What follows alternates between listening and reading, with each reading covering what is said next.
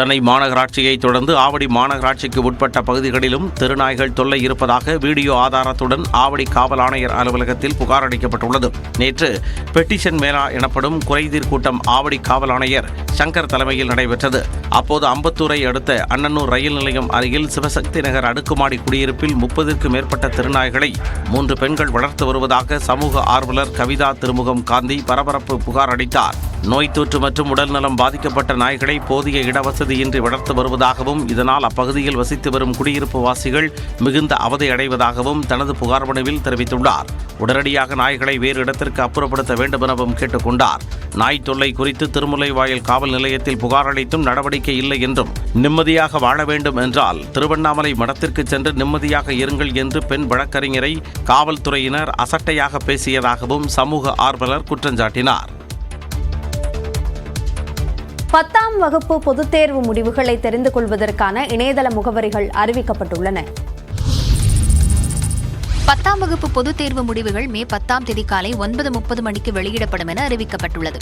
இது தொடர்பாக அரசு தேர்வுகள் இயக்கம் வெளியிட்டுள்ள செய்திக்குறிப்பில், மாணவ மாணவிகள் தேர்வு முடிவுகளை www.tnresults.nic.in, www.dge.tn.gov.in, http://results.digilocker.gov.in ஆகிய இணையதளங்களில் பதிவெண் மற்றும் பிறந்த தேதி ஆகியவற்றை பதிவு செய்து அறிந்து கொள்ளலாம் என குறிப்பிடப்பட்டுள்ளது.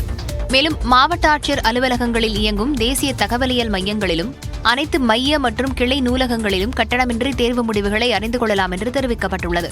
பயின்ற பள்ளிகளில் சமர்ப்பித்த உறுதிமொழி படிவத்தில் குறிப்பிட்டுள்ள செல்போன் எண்கள் மற்றும் தனித்தேர்வர்கள் ஆன்லைனில் விண்ணப்பிக்கும் போது வழங்கிய செல்போன் எண்களுக்கும் குறுஞ்செய்தி வாயிலாக தேர்வு முடிவுகள் அனுப்பப்படும் என்றும் குறிப்பிடப்பட்டுள்ளது. அனைத்து பள்ளிகளிலும் தேர்வு முடிவுகளை அறிந்து கொள்ள சிறப்பு ஏற்பாடுகள் செய்யப்பட்டுள்ளன.